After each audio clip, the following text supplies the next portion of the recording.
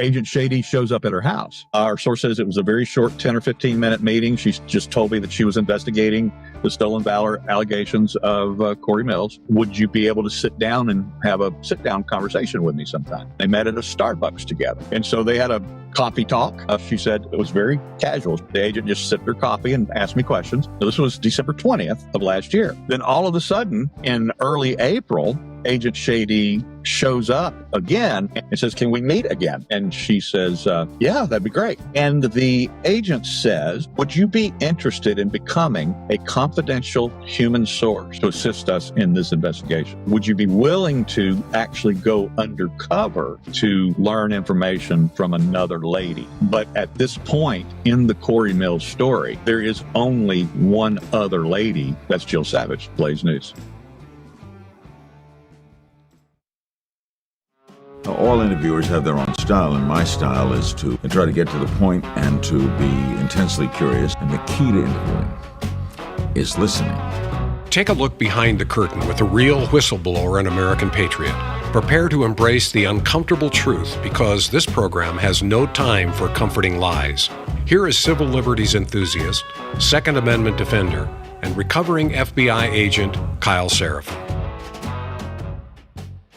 Well, hello, my friends, and welcome to the Sunday Sit Down. For this Sunday, we're going to have my friend Steve Baker, who is an investigative journalist, and he works for The Blaze, and he recently just had a medical situation, which we're going to talk about, but he is okay, and he's out disrupting the apple cart, as he is known to do. He's taking shots at my ex-girlfriend, I guess. Going to find out a little bit about some shady FBI agents. You guys are going to have fun with this. Steve always brings a lot of trouble with him, but I appreciate that about him. He's got that same sort of instinct I have, is that there's nothing that's off limits, and the only thing that matters is the truth. So we're going to try to get to it, and we're going to talk about some of those things, including about a congressman from Florida. He's been writing pieces. If you didn't have time to read, or you're just not so inclined to go find it in print, and you just want to hear two guys talking about it, then you can do it right here on the Kyle Seraphin Show. Before we get started, you might want to get yourself a cup of coffee. Or maybe this is the middle of the day, and this is a good time to think about buying your next cup of coffee and getting yourself squared away. So how about we just tell you about my friends over at Blackout Coffee. The website is blackoutcoffee.com/Kyle. Again, that's blackoutcoffee.com/Kyle. Very easy to find, easy to remember. The way we do it here in the Seraphin household, you got to scroll through. It's not the main stuff. We do the 5-pound bags because we do not mess around. But maybe you want to try out some of the flavors. We've been telling you about Blackout Coffee for a couple months, I guess. If you haven't tried it, here's a chance to do it. First of all, everybody that's come into our house that has taken a whiff out of that bag has turned around and bought their own. That tells you a little bit of something about it. There's something very alluring about just a dark roast like I have sitting over my shoulder, the espresso. It's not just another cup of coffee. It's not just another coffee brand. They sponsor us. They care about hard work. They care about grit and American values. You may too. They started off in their garage, like many people do in America, and they built themselves a company that's running a 64,000 square foot warehouse. It is roasting all their beans in-house. They're employed over 30 hardworking Americans, and they don't do corporate nonsense. They just do damn good coffee, and it is a damn good cup of coffee, if I do say so myself. They're made by people who care. If you guys want to get in and be part of the American dream, supporting their American dream, getting yourself motivated to go out and accomplish your American dream, you can join Blackout Coffee at blackoutcoffee.com/KYLE. That promo code, my name, Kyle, will save you 20% off your first order. That's not nothing. You can keep the American dream alive. You can keep yourself awake, which is also not nothing. You can support real coffee by drinking Blackout. Again, it's blackoutcoffee.com/Kyle. Don't drink weak coffee. Get your stay started off the right way, whatever time of day you're listening to our program. Let's get into it right now with my dear friend, Steve Baker.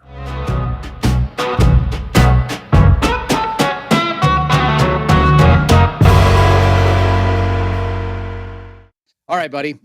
Let's just jump in. How are you doing so far? Man, I'm good. Well, it's been a long time since you and I have done this, but you know, I went through a semi-health crisis for a few weeks, and it was one of those things that 100 years ago would have killed me. But thank God for we like to criticize modern medicine, and especially big pharma, big industrial medicine. But they can save your life over issues that would have taken us out, a few decades ago. You want to get any more elaborate with that for people that are going to worry about you, or just let them know that you're good? I have been for 30 years. I am a high level, high speed manufacturer of kidney stones. I have been cursed with that for 30 years. Is there any money in that? Well, you know what? If anybody has a gravel pit that they need to, get stocked up, I can probably help them out. But it's a genetic thing for me. There's nothing I can do diet wise. I mean, the doctors are like, nah, you're just gonna have to deal with it. You're gonna make spiky calcium. Yeah, and that's exactly what it is. My body creates it, and I spit them out regularly. And so the problem with that is because I'm so accustomed to it, I don't take it seriously when it happens. Like, okay, all right, I got another one, whatever. Except on occasion, they can get back, they can clog up your works. And then you get into infections and then sepsis and all of that. Well, I actually got into that territory for the last one. I was on the road like I usually am. So I'm not home right now. I'm in Florida at the moment, working on a couple of stories down here.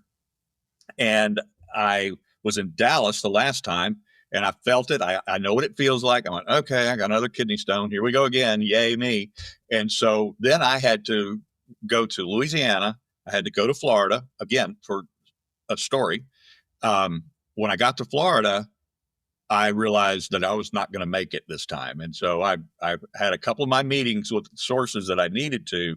And then I called my urologist up in Raleigh and said, I am on my way. You have to see me tomorrow.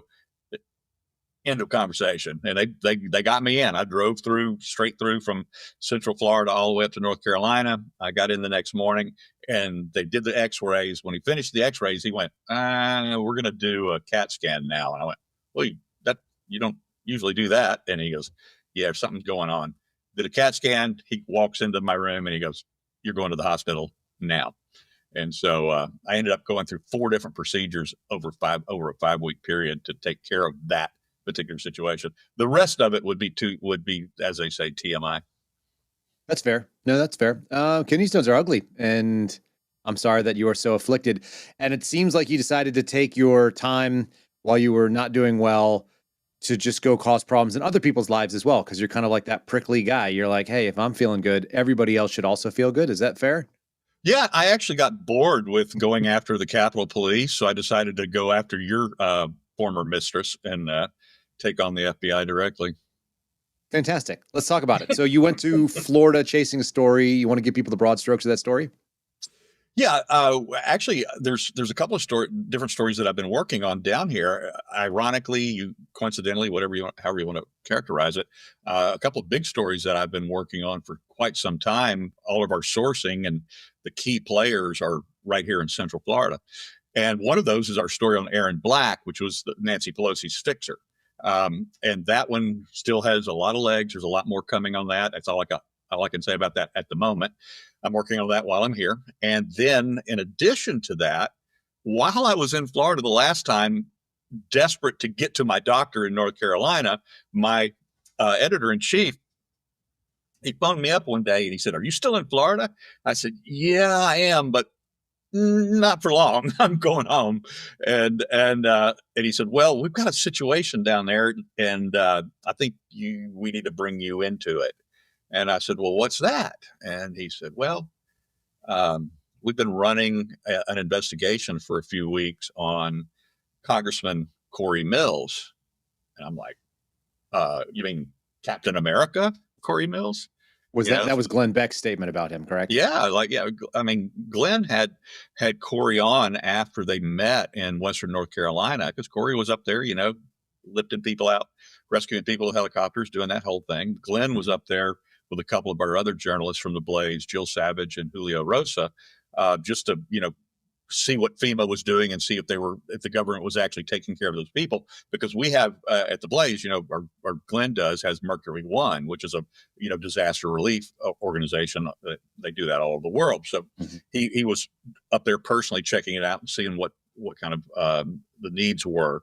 And so Cory Mills ran into our guys, Glenn and our other reporters. And then they spent some time together. I spent some time on a helicopter together, going back to the airport together. They heard some stories from Cory about what is going on in his life and his personal life, things like that. And then fast forward about 3.5, 4 months, and some of those stories turned out not to be true. And then when you have a congressman says one big, really significant lie to you, you kind of go, why don't you check and see what else he's lying about? Yeah, and it turns out there's a lot. Well, was that the genesis of the story, that there was one lie that was proved to somebody in either Glenn's orbit or somebody at Blaze, and then other questions came up? Yeah, let's just start from the beginning on this, because sometimes we start at the end and work our way back. But in this case, since we've already broached the subject, what happened and this was, a strange thing for Captain America, Mr., all the heroic things he's done all over the world, rescuing people from Afghanistan and Israel, and all of the military daring do that he has on his record, and all of the, working with military contractors after his time in the service, and getting allegedly blown up twice by IEDs, and his awards and medals, and et cetera, et cetera, et cetera. Right. It was a very weird thing that in the helicopter ride back to the airport from one of the disaster relief centers that they were checking on, is that he started going into a dissertation about his personal life and how lonely he was. And, he was going through a divorce at the time. He'd been, at that point, 2.5, 3 years into, the process of getting divorced, not finalized, but going through it. Mm-hmm. And that he was really lonely, and that he had not been, had not had relationship, in over a year, and been with anybody in over a year, and it's like, okay, why are you telling this story to us? Right. Well, there's only one good reason why he would be telling that story on the helicopter. And what is that reason?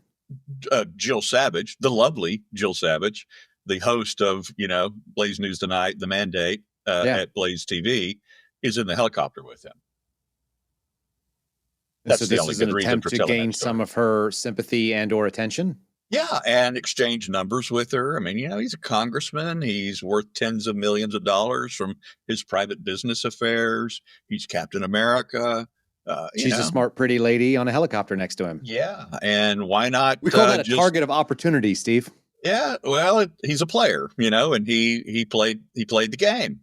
Except there was a problem with playing the game. So just so everyone understands, because the only reason I think the backstory is most interesting is that you guys didn't set out to go like, that's not how your newsroom works. This is not like an O'Keefe Media situation where you're like, how can we target fill in the blank type of person? This just happened organically, where a story came up, it didn't line up, it's a public figure, and that becomes a public interest if somebody's lying in private. Yeah, right. And then after that event in North Carolina, Glenn has Congressman Mills in to do one of his full big, podcasts. And, sure.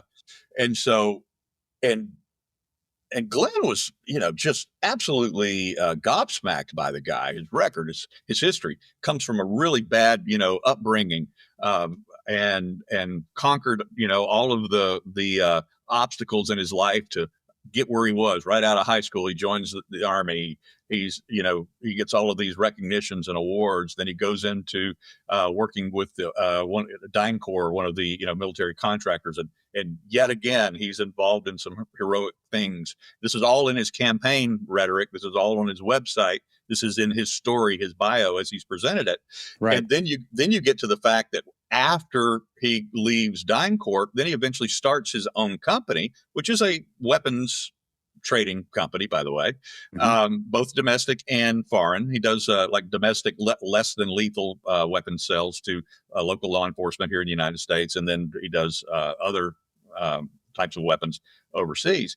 And then he made tens of millions of dollars, and then in fact, on top of all of this, Kyle, I mean, he's like President Trump. He doesn't take his salary from Congress. Well, he takes it, but he donates it to a charity. So some sort of women's relief fund or something like that. So he donates his entire salary. I mean, so this guy is, everything about him is Captain America. Yeah, all right. that's Arnold Schwarzenegger status, where you come in and you live 10 lives in one life, and you do a bunch of success in everything you touch. Yeah. Okay. And at 44 years old, he's accomplished all of this, and then he goes into public service. He has to put his businesses on hold. He has to put them in blind trust, all of that, so that he could concentrate on doing the work of the American people. And, Sure. 95% of the time, he seems to be voting exactly the way you and I would expect, a guy like that to vote. Okay. And apparently MAGA supports the president's agenda, et cetera, et cetera. So anyway, so there's the backstory on the guy as we know it. Now, this meeting in North Carolina took place, a couple of days after the storm. So the storm was September 27th, and then Glenn and the guys were on the ground just a couple of days later with Mercury One, and that's where they ran into Cory Mills, and then Jill and Cory exchanged phone numbers. There's some chatting. They never met up. They never had a date. She's in Dallas. He's in D.C. in Florida. He's in the Central District of Florida, and so he's. But they're texting, they're chatting, and there's they might get together sometime. Well, come the end of February. This is pretty salacious, Steve. This is like not our normal fare. Just saying. But I mean, not between you and I, but this is normal life, right? It's totally it's normal. like how did you meet? Oh, it was a chance meeting at a thing that we both had in common. That's like actually how people used to always meet, by the way. Yeah, before dating apps, sexting and dating apps and that sort of thing. But it's nothing unusual about a single, attractive congressman being interested in a single, attractive reporter or news anchor or something like that. That might be our headline right there, though. It's Steve Baker, investigative journalist, finds Cory Mills attractive congressman. Go ahead, carry. You have played Bowie on stage, so this is not a threat to your masculinity. So fast forward to the end of February, and there's a call to the Metropolitan Police from a luxury penthouse apartment in D.C., $20,000 a month luxury apartment, from a young woman who has been assaulted by her live-in guy.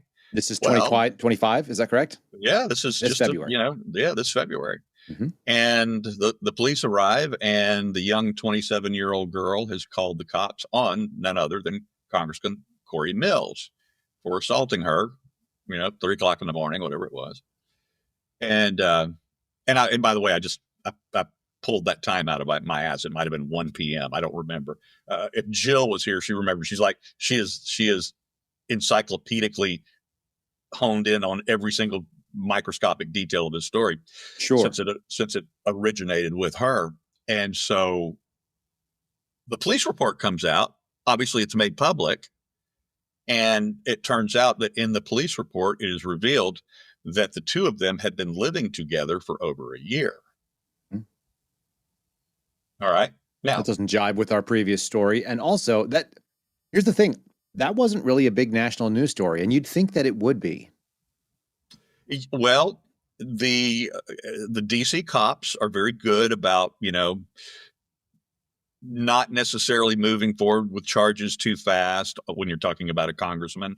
Give time for them to buy her a couple of new purses and some, fancy shoes, spend a few $1,000s on them, and then they'll retract their statement and take it back and not press charges. And that's generally between the Capitol Police, the Metro PD, the way they'll handle a situation like this with a Congress member. Okay. And that's exactly what happened. The young lady has actually recanted her original version of events as given to the Metro PD in the police report itself. But nevertheless, she's not like a low profile person. No, not at all. She's an activist. She is very much an activist. She literally started she's Iranian, not by birth, but by heritage. Yep. And I think she's Texas born, actually. And so she has started Iranians for Trump, organization like that. So, and look, and the age difference is certainly not a scandal. He's 44, she's 27. That's no big deal, Is it not big? I mean, that's a big difference. It's not a big It's a deal scandal to me. Okay, well, compare it to the White House press secretary and her husband. What's their age difference? Like 60 and 29. Oh, I don't like that either. So my parents had about what I think is probably the biggest age gap that I always thought was okay. They were 10 years apart. And there's something about like 30-year-old man, 20-year-old woman. It's not as predatory, but when you're talking about like, what do I have in common? I'm the same age as Cory Mills. I'm 43. Yeah. I don't have anything in common with 27-year-olds at all.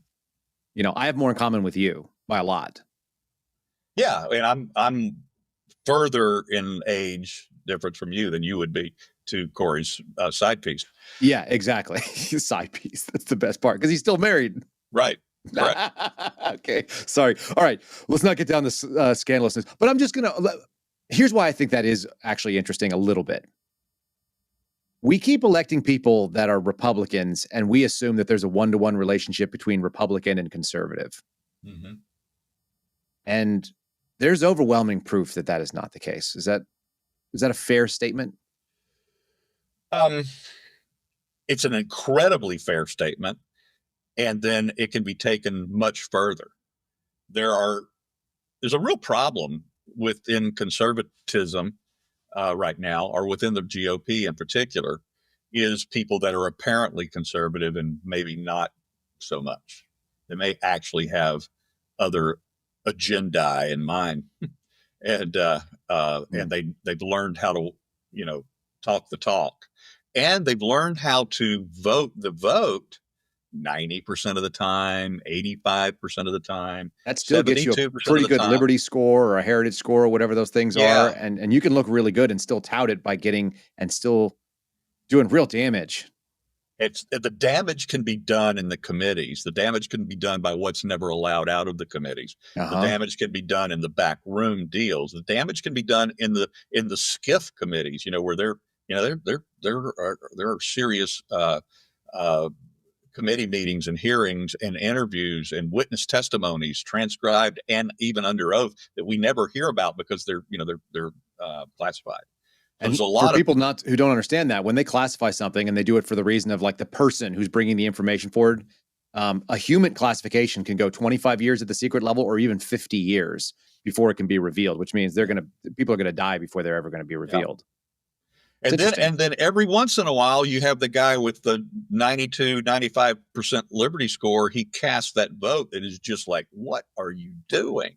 And he just held back, and he held that one vote in reserve because of who his handlers are. And, look, I wouldn't be surprised if the GOP isn't infiltrated by, I'm talking about just Washington.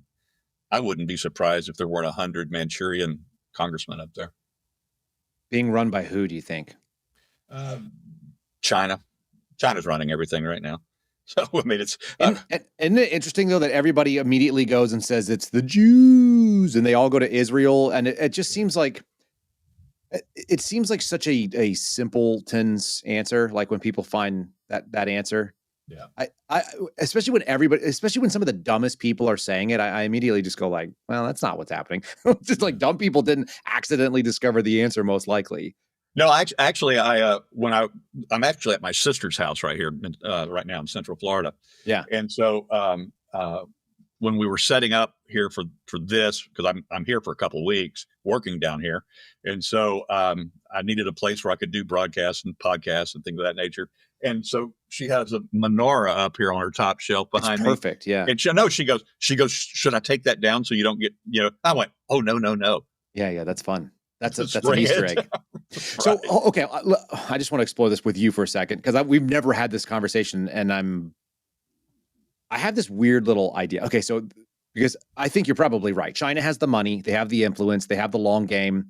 They always have. They have been somehow really downplayed as the nefarious actor. They were touched very gently under the Biden administration. We had whistleblowers coming forward saying they had credible and actionable intel to go and do prosecutions and could get them done. That all sounds like the real problem.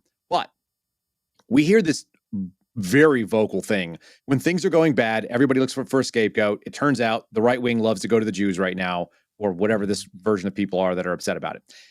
I wonder this, because I'm always like, there's always a nugget of truth to something. There's always a nugget of some people that are playing around the edges. And the idea of Israel's influence in the United States, some of it was very public, and it's not like it's hidden. It always seemed to me more like the United States is manipulating Israel, and parts of, people in Israel turn back around and do the bidding of what the United States wants. There's very little chance to me that a tiny little country that small, that doesn't have more wealth than the United States, can manipulate all of the U.S. It's far more likely that we're manipulating them and then using some of those people's influence inside our own country. Infinitely more influence. And just because of the overwhelming influence of our prevalence of Jewish names at the end of movies in the movie credits, right? Are even in the newsrooms of the big three or the big five, whatever. There is a lot of influence and a lot of prevalence there, but it is, if we're talking about where the influence really is, it's in the money, and they don't have the money to affect what is going on in this country, legislatively especially, and the direction of nominations and for the courts and that sort of thing that China has. Not even close. I mean, they don't have the ability to manipulate world currency or, global oil reserves or any of those things. So that always seemed to me like the Kansas City shuffle. It's the concept, and I learned it out of Lucky Number 11, but I know that it was a thing beforehand. It's like, we're going to let you see that there is a con going on, but we just want you to believe a certain con that's appropriate for us, because that's not the real con. And as long as you're fixated on the one thing, we can do the real thing. And one of those might be China, and the other is actually the United States interest, whether it be our folks over in the military industrial complex and the information industrial complex. Like, take your pick, pharmaceutical industrial complex, pick all the complexes. A lot of that money actually starts here, goes somewhere else, and then comes back here, sort of like as an influence op. But the influence op is still probably being run from the US, if we're being honest, and then from other big global players, China being the biggest, maybe Russia a little bit. They're smaller for sure. Yeah, definitely. Okay. All right. We're on the same page. I just wanted to compare notes on that. Yeah, we usually are. But having said that, getting back to our buddy and possible Manchurian Congressman Cory Mills, you notice I said possible. My your legal instinct. Well, we actually I had to do legal consultation on this particular tour of commentary that I'm doing on this story, because it's a very sensitive one. And in fact, Mills, before we ever even published our first story at the Blaze, we've had 4 so far, but before our first story was ever published, he had already threatened the Blaze and Jill directly with lawsuits and defamation, slander, libel, blah blah blah, with the whole thing. And so, if we go back to that for a moment, I should probably clarify that what started this was, bordering on the salacious, but that has nothing to do with what our interest in Cory Mills is. I have zero interest in his sexcapades.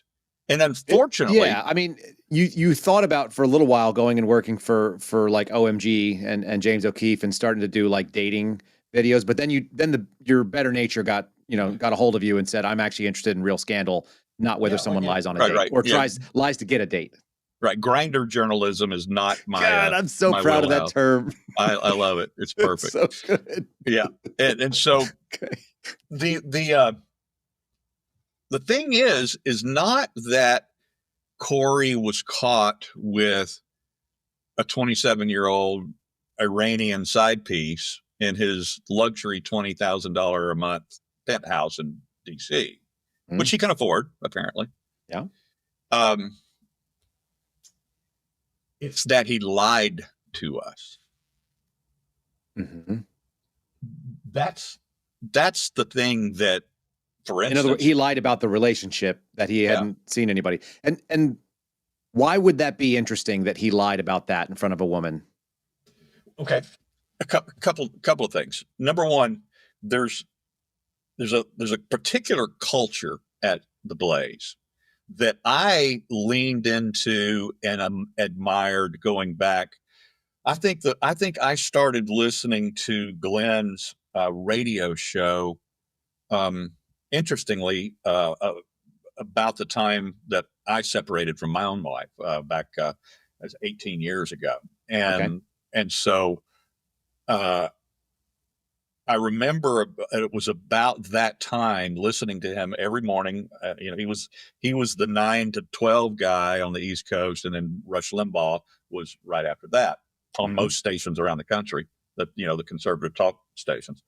And so I'm picking him up every morning and listening to him. And one of the things that Glenn always said was, he said, we will always lead with our mistakes.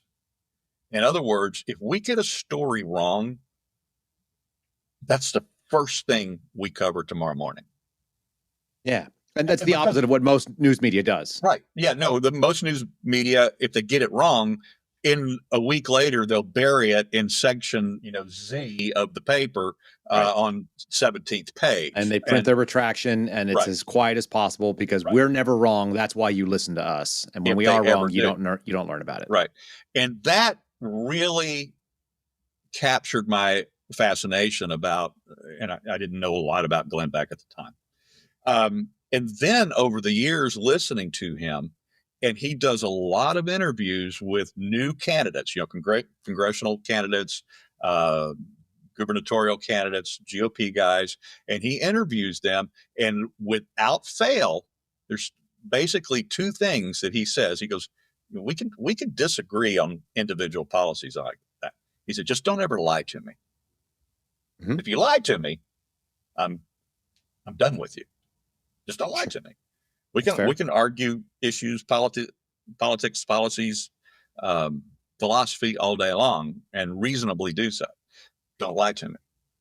And the other thing, kind of along that same lines, is he at the end of every one of these candidate interviews he does, he always says, he goes, "How's your relationship with the Lord?" He does that every time. He wants to see who this person is, so he knows how to evaluate him. And he doesn't endorse anybody. I mean, it's like incredibly rare that he endorses You can really, really put people on their heels with that question. Yeah.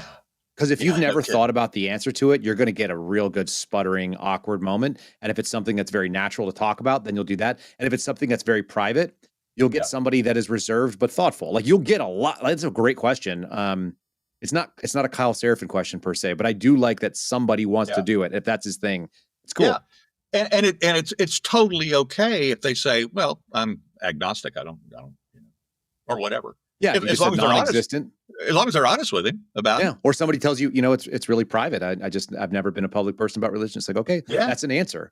That's an answer. And it's a fair answer. But if somebody lies to you, you'll get a real lie out of that, because that can be a real ugly one. Yeah. Which I think is where we're going. So the bottom line is the congressman lied to them on the helicopter.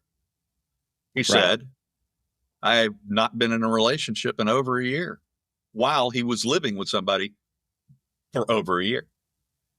Can we say that he had a different definition of relationship? I guess it depends on what the meaning of the word, lives with is. That's right. But it seemed like a break in trust. Yeah. And so it was one of those moments where it was like, okay, as I said earlier, if he lied to us about that, what else is he lying about? Well, where did that come from? Who made that call? Was that an editor call? Was that a Glenn call? I don't know if it was so much because I wasn't there when those discussions began, but certainly it was a discussion between Glenn and Jill, because Jill was the one who had been being flirted with, targeted. When I say targeted, I don't mean that in a nefarious sense, but a guy was, she was the target of affection. or interest. Okay. So that's fair. Yeah, that's fine. I think it's but when you're doing that, and the whole time you're filling your target of affection with the lies about your loneliness and that you have nobody in your life, and then all of a sudden it blows up. So the next question is what else? Well, it turns out, Kyle, there were already years of documented research into Cory Mills' history and the contradiction in his history, starting with the most important thing, I think, would be his stolen valor accusations. There's a website out there called CoryMillsWatch.com. Well, I look below. We'll link it. Yeah, there you go. And so, which has everything, everything that they find, it's under. So, and then we find out that there are organizations that are dedicated just to this thing called stolen valor. There's an organization called Warriors of Valor. It's been around for 20 years. I'm talking about, you talk about these guys that do it right. They're not just looking for guys that are, exaggerating their claims of heroism, or are out seen wearing medals that they never earned, those kinds of things. But they actually do the other side of it as well. Service members who did great things that never were recognized for their moments of valor and heroics. They make sure that they get the recognition that they deserve. Do you want to define stolen valor for folks that are not that familiar or have heard the term but don't have a working definition? I've never actually looked up the clinical definition of it, but it's pretty simple. And it's actually, in most states have stolen valor laws. It's criminal. And there's a federal statute to some effect as well. There is a federal statute as well. Okay. The federal statute has been diminished to a certain extent. We could talk about that as it relates to the FBI going forward. But I think it was 2017, the FBI decided not to pursue stolen valor claims any longer. They didn't like doing it anyway. As it's not one of the whales. It's kind of one of the minnow type laws or crimes. Kind of like trespassing in a public building. Yeah, that kind of thing. Accidental tourism, as I refer to it. And so the bottom line is that they basically put out a memoranda to all the field offices that we're not doing stolen valor anymore unless it's specifically tied to financial remuneration. You're campaigning, fundraising off of it, or you're making a lot of money. Yeah, I think Arizona is going through a process right now that it has to be a certain amount of money. I think their threshold is like $5,000 worth of either fundraising or profit to the individual. But we're talking about people that make claims that either can't be substantiated or are objectively false. And they have to actually turn out to be that they can investigate and they can be provably untrue. Like, I was in this place and someone's like, no, you weren't in that place. You were actually at Fort Leonard Wood, or you were not even enlisted at that point in time, or Sir Edmund Hillary didn't climb until you were 5 years old, that kind of thing. Like, we have to be able to prove it historically that it's inaccurate, and then you have to profit from it for it to actually be prosecutable. Okay. And so that's the working. And so the point being is that when our guys started looking into this, they were stunned to find out this was already on the record. There were claims that Cory Mills had made about, for instance, being blown up by IEDs twice. Once, I think, when he was in the Army, once when he was with DynCorp, the military private contractor. And it turns out he was never blown up. He was in an IED incident once where he got a mild concussion, bounced off the windshield, but the vehicle was not blown up itself. And then the other event that he claimed to have been involved in, he never was involved in. All of the servicemen who were there with him say absolutely he wasn't even on site. Much less was part of that.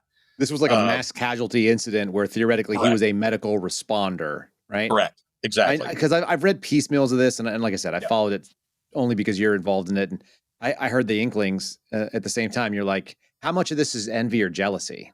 Right. How much of this is just people that want what this guy has? Right. So you come in as absolutely. And then while we are looking into the stolen valor issues, right, and we're calling the sources, and we're making those contacts. Well, as a news organization, you have to call the guy you're investigating. That would be Cory Mills, right? So one of our reporters, Peter Giedel, he gets on the phone, and in a 57-minute recorded phone call with Cory Mills, he actually admits that those IED incidences never happened. We have it on tape. He fundraised off of that. It's on his website, I think, still.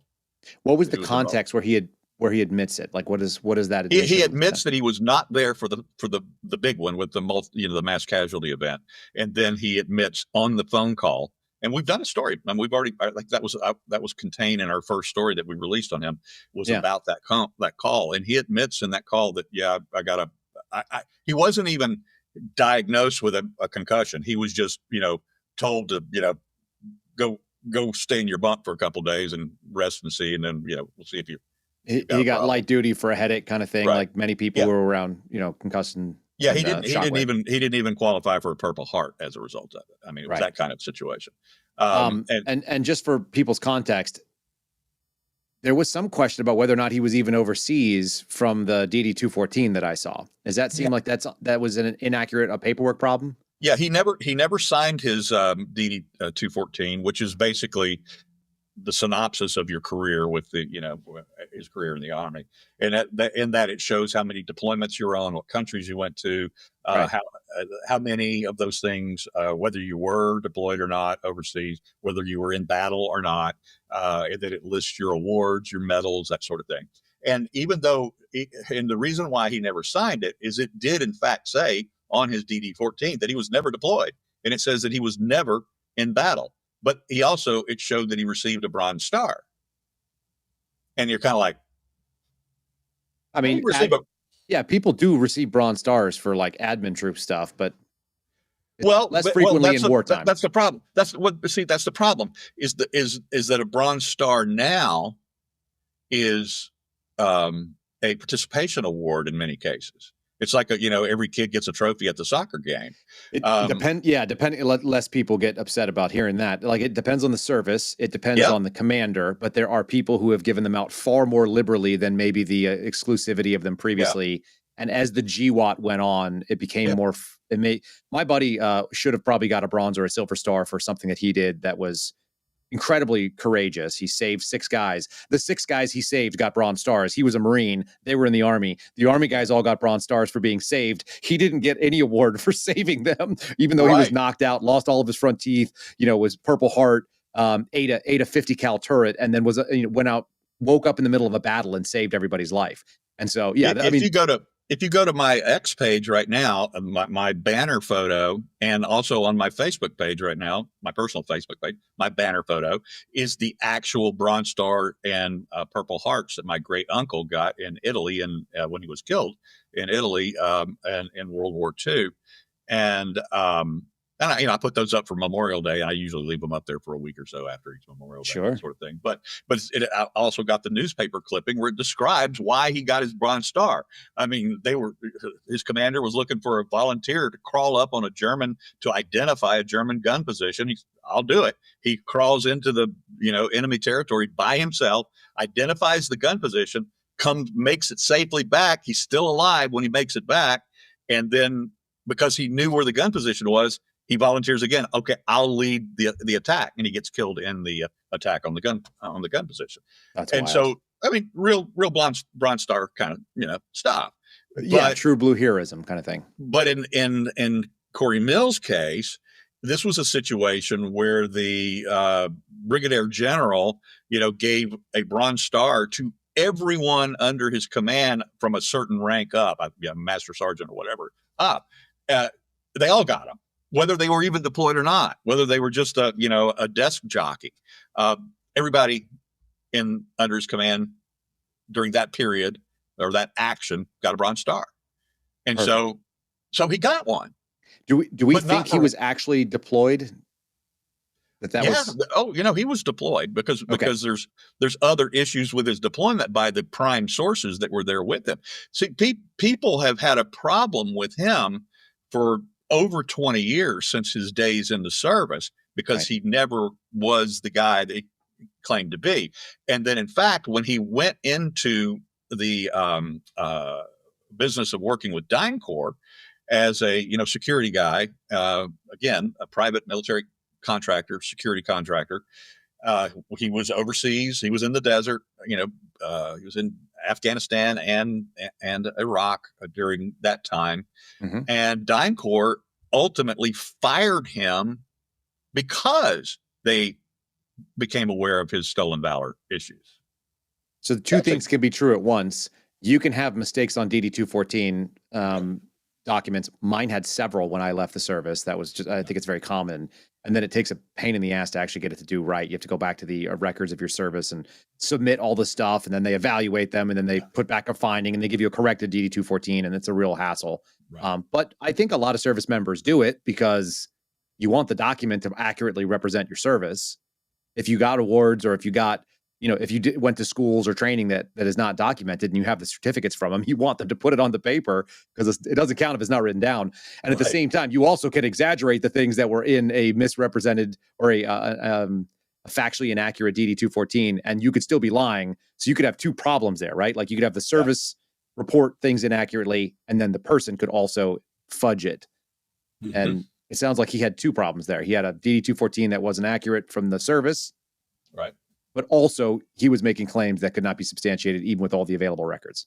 With all the available records, and by all of the men that he served with in those incidences in which he claimed, very specific heroic actions. And so, again, at this point in the whole story, the whole saga of Blaze and Congressman Mills, I'm not involved at all. Yeah.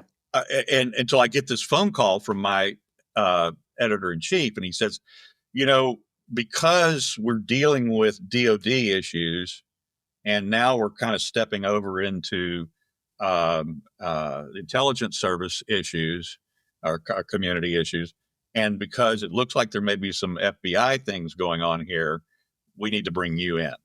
And so they brought me into the story. So I was, during that period where I was sick, I was on really, fun medication at the time. And so I was kind of, my brain was kind of half into things, and I'm reviewing, and they're just piling it on, especially Jill. Jill is just, like I said, she is absolutely amazing. How she, and the manner in which she has taken this on. I don't think she's ever been an investigative journalist before, but she became one overnight, and she's really good at it. And so she's just sending me all of this work and that they've been doing for weeks now at this point. And so I'm trying to catch up while I'm sick. And like I said, I had 4 procedures during this 5-week period. Mm-hmm. And so I'm in and out of the hospital. And so I finally get well, and then my brain starts functioning properly again. And one big thing just blossomed in front of me. And that was, there was an FBI agent out of the Orlando resident agency, which of course is right in the middle of Cory Mills district. Her name is Shady. I can't make that up. Shay, S-H-A-Y, the middle initial D, and then a hyphenated last name to Tally Bradley. Shady Tally Bradley. And this FBI agent had been interviewing, contacting, conducting an investigation ostensibly into Cory Mills' stolen valor allegations. And everything that I'm seeing about this FBI agent, as I'm now interviewing our sources, and everything that they're now relaying to me, because they've already gone through it with Jill and Peter and our other guys that have been researching this story already. And then as I'm hearing the version of events, I'm going, this is not sitting right with me. Nothing about what this agent is doing is sitting right with me. So the first thing we had to just find out is this a real FBI agent or not? We were able to validate that pretty quickly. I actually because our sources had been in communication with this agent by phone, text, and email. We had screenshots of all of that. So we had the emails, FBI address, we had screenshots, phone numbers. I called her up one day and I said, "Is this Agent Tally Bradley?" She goes, "Speaking." And I said, "Yeah, I didn't lie. I said, my name is Steve Baker. I'm with Blaze Media, and I've got some questions about a particular case that you're involved in at the moment." She goes, "Well, we can't speak about anything like that. You'll have to speak to our PAO." I said, "I figured that'd be your answer, but yeah, go ahead." She goes, "Well, let me get you his number or their number, whatever." And she looks it up. She gives me she's out of Orlando, so that the field office is Tampa. Mm-hmm. So she gets me the phone number to the PAO in Tampa. And I didn't bother to call the PAO because why? What's the point? Yes. You get nothing from a PAO. And so as I began to put the pieces of the puzzle together, I began to be suspicious that this agent was not working for the Bureau on this case, and that she wasn't investigating Cory Mills' stolen valor at all. What she was accumulating was what our sources knew about Cory Mills' past, not just stolen valor, but his business dealings overseas, internationally, and other issues related to he has some particular proclivities related to women, and that she was accumulating information about that. And look,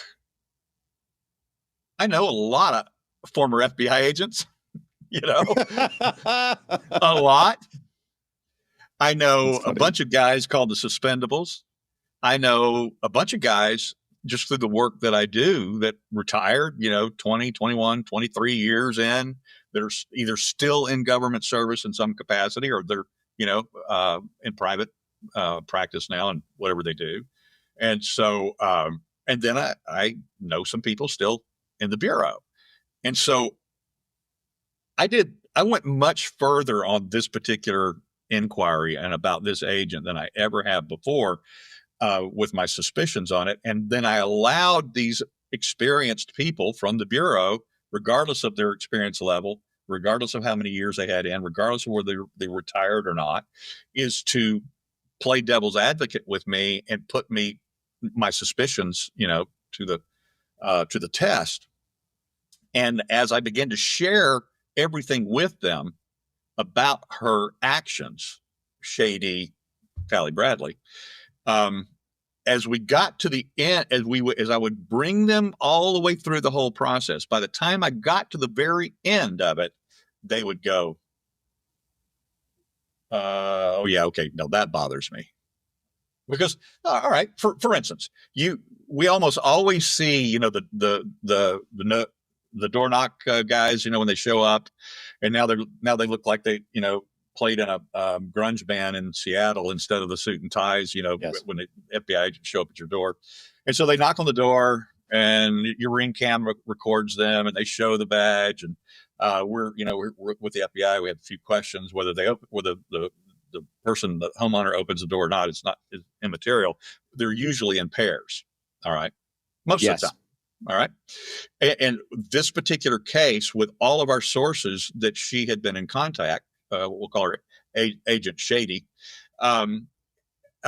She was never had a partner. That was whether she was on a phone interview. There was never anybody else involved in the investigation. And we're talking about individuals that lived all over the country. So we had one of our sources was actually in the Orlando area. Another source was out of Houston. Another source out of Texarkana. And then when our source out of Houston, who had been in touch with this lady for several months. So she contacted him first in November of 24. So she's, before Blaze was even, into this at all, she was already, extracting information from him. Now you think about this, Kyle. If you have spent 2 years or more of your life building a case against somebody for stolen valor, because this is a passion of yours, or you work with an organization that's what you do. Yeah. And then under Florida law, it's a felony. It's a class 3 felony under Florida law. Stolen valor is. And so this particular source out of Houston had been contacted and interviewed multiple times by an FDLE agent, Florida Department of Law Enforcement. And so this which FDLE, is their state investigative organization. Right. Yeah. And so the last time that this source had spoken to the FDLE agent was in August of August of 24. And then several months go by and he gets a call, or an email actually, from Agent Shady out of Orlando, FBI agent. And she said, I've been referred to you on this Cory Mills stolen valor case.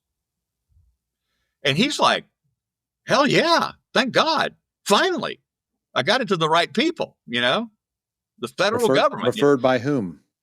Exactly. No such context there. Yeah. We say NFI. But he's excited, right? Yeah.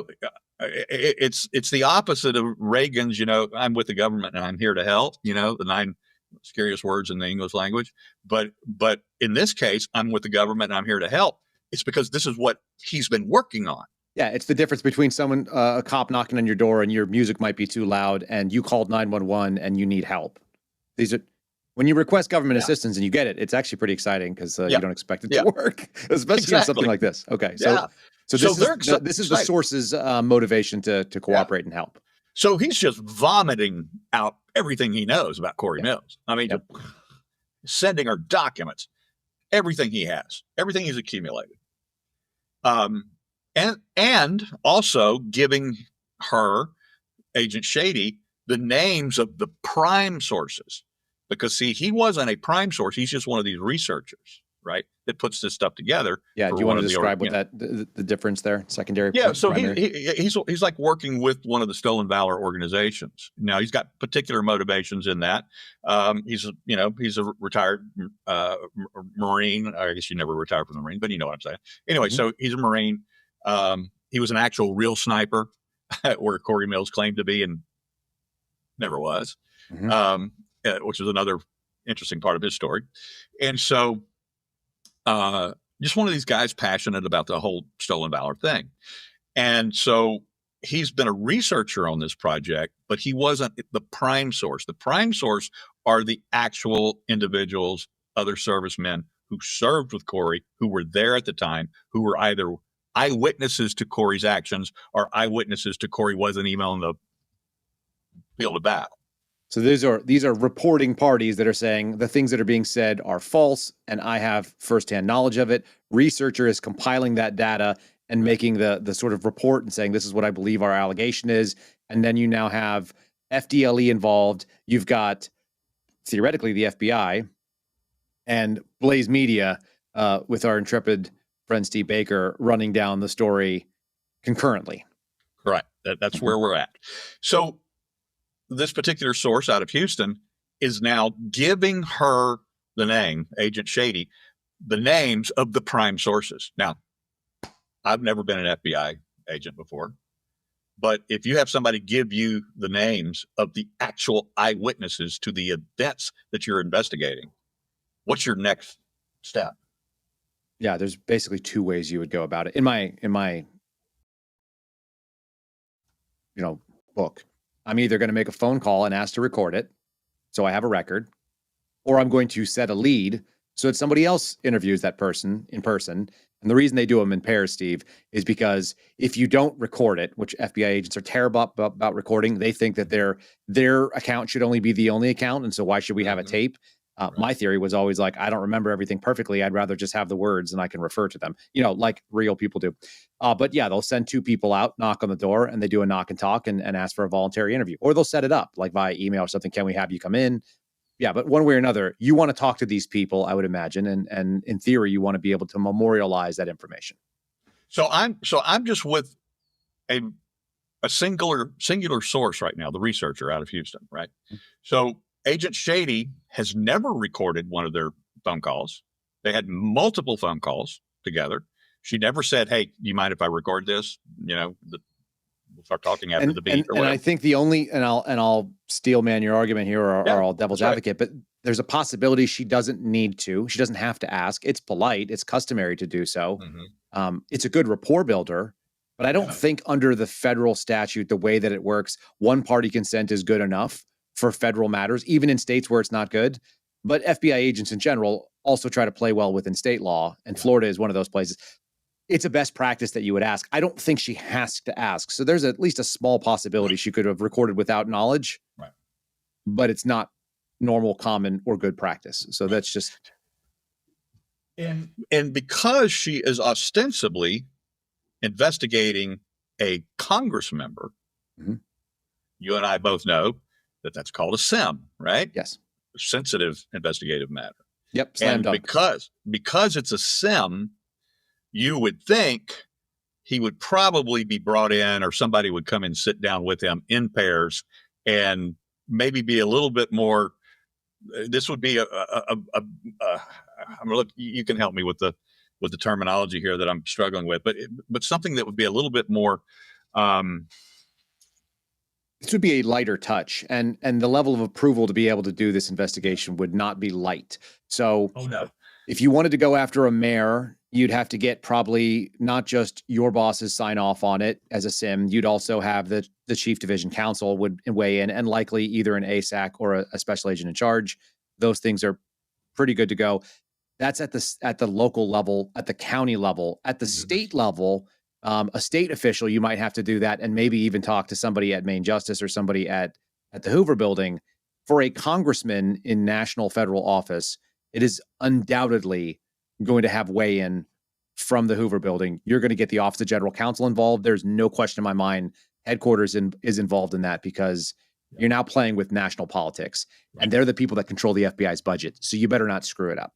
That's just one guy's take on it, but fact check me. Absolutely. If you're an FBI person listening to this, fact check me in the comments if you like. But I think that's solid analysis on my end. My understanding, of course, because in what I've researched subsequent to my investigation here, is that the Attorney General would also be involved in this. Likely, at the federal level, whether it's an Attorney General or a delegate, somebody, like I said, at the DOJ Maine that is making real high level decisions is going to.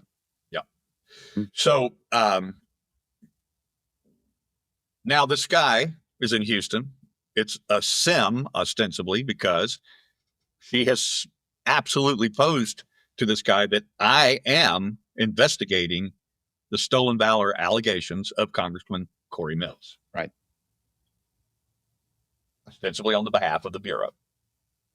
I like how we keep saying ostensibly, because this gets real shady soon. Yeah. Shady. And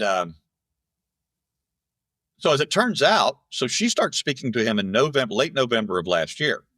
In late March of this year, on his normal business, because he works for a living. In his business, he has to take a business trip to Orlando, where Agent Shady is, based out of. Perfect.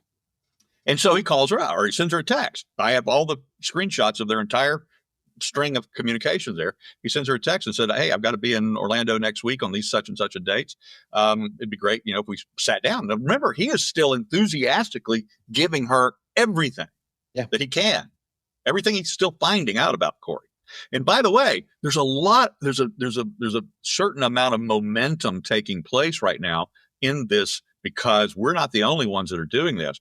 We know that CNN has been contacting our sources. We know that Rolling Stone is doing. I think Rolling Stone's going to be doing a story on the more salacious nature of his background, and which is fine with us. It's like, okay, you guys go be real. Sex, drugs, and rock and roll. Rolling Stone. We'll deal with the other stuff. And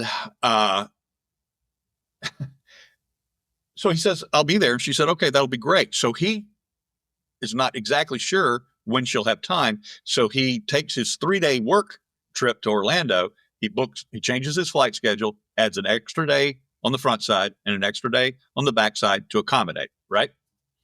And when he's on his way, she texts him and says, "Oh, sorry, I've got to go out of town. Can't meet with you." she goes, I have somebody assisting me in this investigation, and his name is Michael Chirac, and he's a DOD investigator. Was he like Army CID, or he was DOD proper? We don't know. Well, I've learned what he is because we've found him. But as it turns out, the way he spells his last name, there's only 2 Michael Chiracs, the way he spells his last name in the entire United States. One of them is an attorney in Ohio, and the other guy is a DOD IG email address. Got it. Yeah. That's fairly conclusive. Yeah. And I think he's the son of the attorney and the 80-year-old attorney in Ohio. That checks. Okay. Yeah, both named Michael. And so he goes, okay, all right, well, I'll meet with him when I get down there. Well, Michael Chirac doesn't live in Florida. He lives in Arlington, Texas. And so he gets to Orlando, and she goes, text. Sorry, Will, Michael's not going to be able to meet with you. He's also out of town.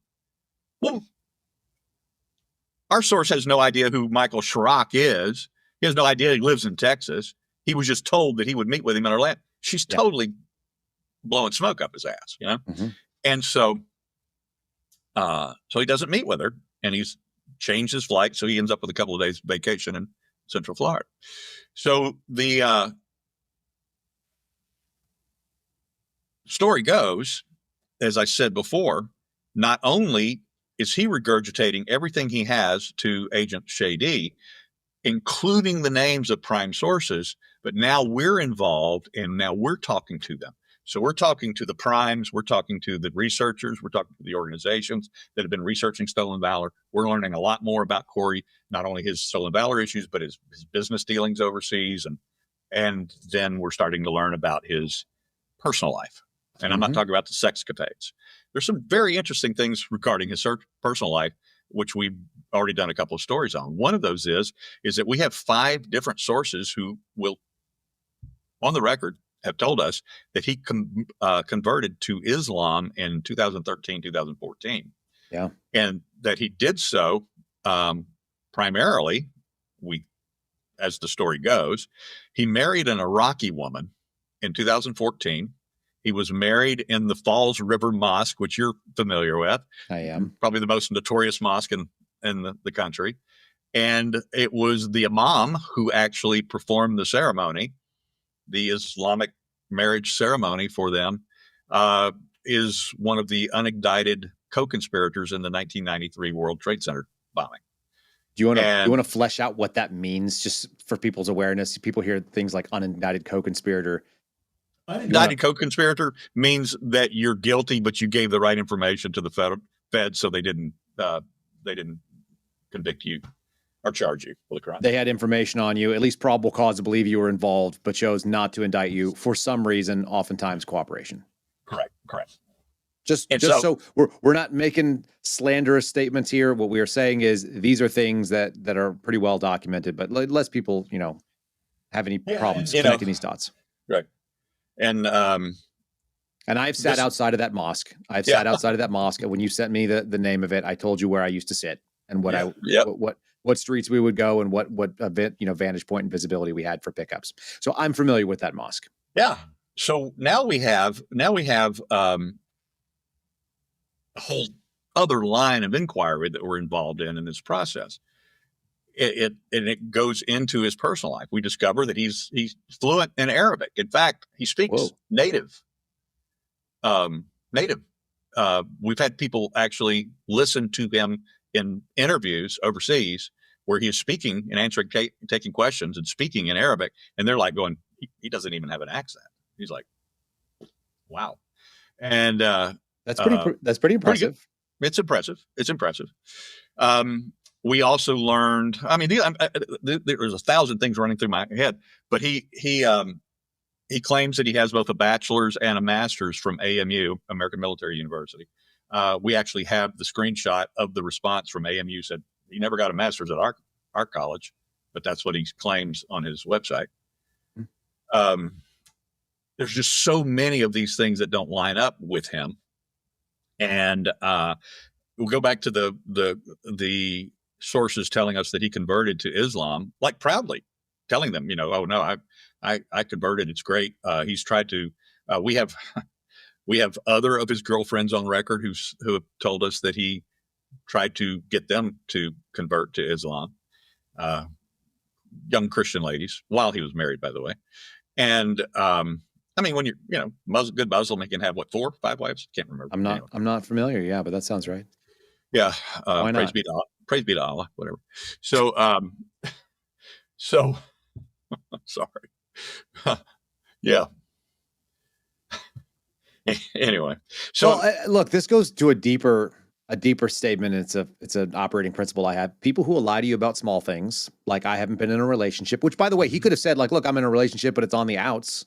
yeah, I'm in a kind of an ugly breakup right now. I got a living girlfriend, and we've had some real troubles, and we're on the way out, and I'm about to be a guy that's off in the world, and I'd love to get to know you maybe as this is going on, and just wanted to be upfront with you. You can do that too, by the way. That's also manipulative. Yeah. There are ways you can actually spin it if you're a spinner, but if you're a liar, then you're a liar. And it turns out that I keep finding that people that are willing to have lies in their private life will have lies in their public life as well. And that's just their modus operandi. They just choose falsehood. Yeah. Conveniently. Exactly. And so, that doesn't substantiate what he's doing, but it is interesting that it starts off with a lie about a date. Yeah. And there's nothing wrong with him. If he decided to, this is America, right? If he decided he wanted to convert to Islam, assalamu alaikum, whatever. Whatever those words mean, whatever. I don't speak terrorist. Right. I can't speak that. Right. Do your thing, but now go home to your district in Central Florida and tell them that. Don't go launch your campaign in the home of a interdenominational, quote unquote, word of faith church and introduce your pastors to the country or to your potential constituency, people you want to vote for you. So that's where he launched his campaign, was in a Christian interdenominational, right, in the home of an interdenominational kind of charismatic type church. Yeah, like a mega church type thing. It's a small version of it's a wannabe mega church. Roger, I'm tracking. Yeah. Small, yeah. That seems dishonest to say the very least. Yeah, my sister happens to live in the area close to where this particular church is, and she said, yeah, it's more on par with an SNL skit of that type of church. And I went, oh, okay. I said, okay. All right, well, I'll be there Sunday morning. Are you going? I'll be. Oh yeah, heck yeah, I'll be there Sunday morning. All right, report back. Very good. Yeah, I will. So they're just all of these. I mean, just every time we look at something new, there's just another little lie, another lie. It's like the whole story of this guy's history is falling apart before our eyes. Now, I'm talking to our other sources. We have other sources that Agent Shady has also contacted, and finally, one of the 3 that she has reached out to. And by the way, she never reached out to a single one of the primes.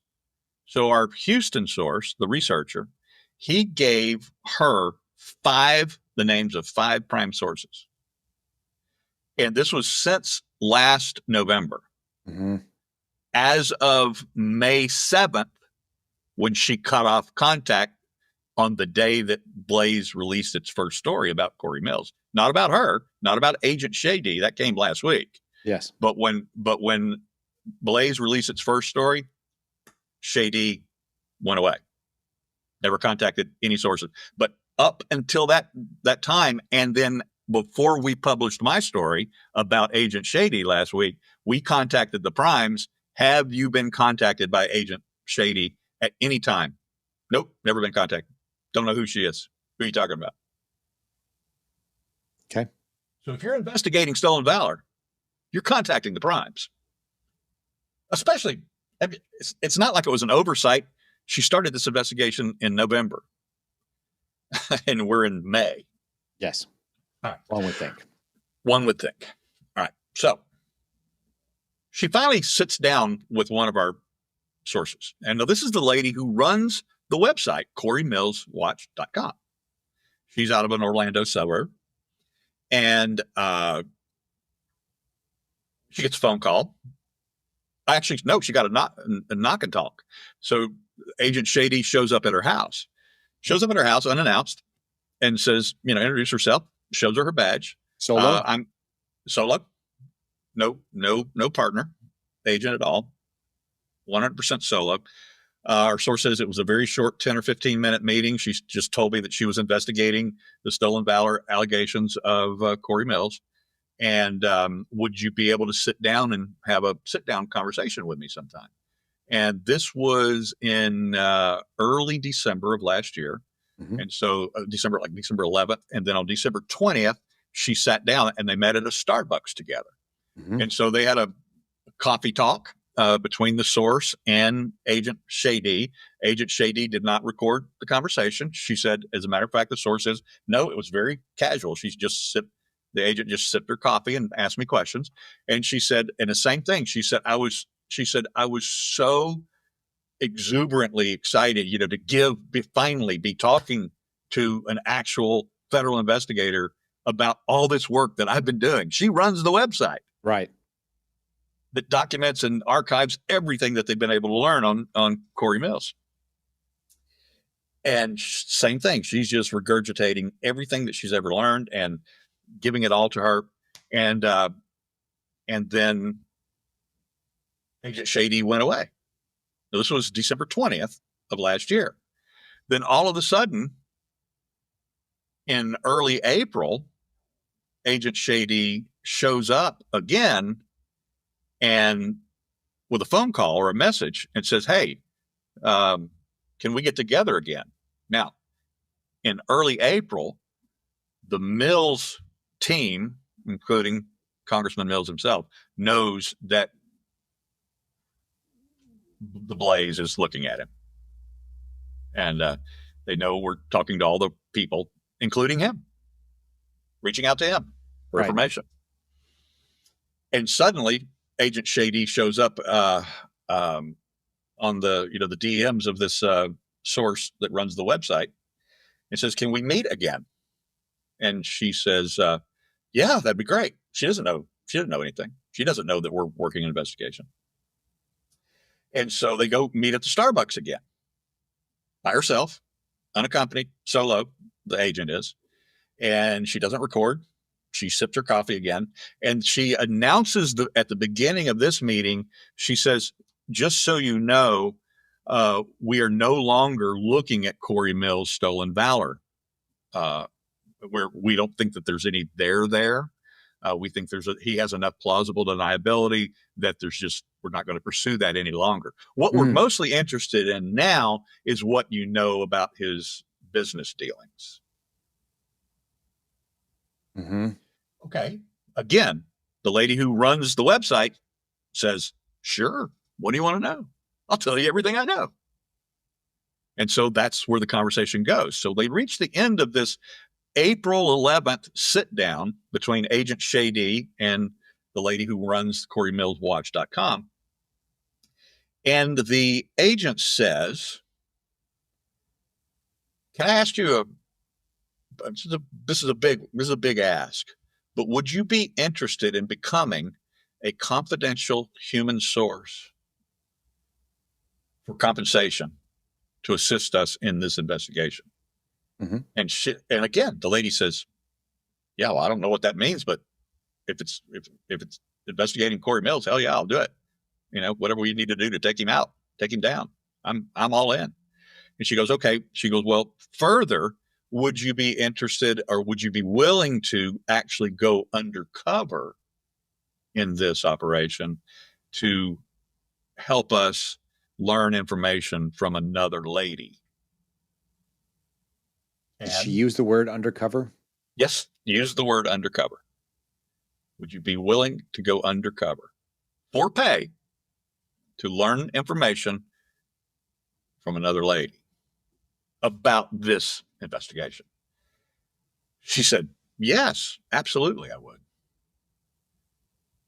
And they stood up, they parted, and she never heard from Agent Shady again.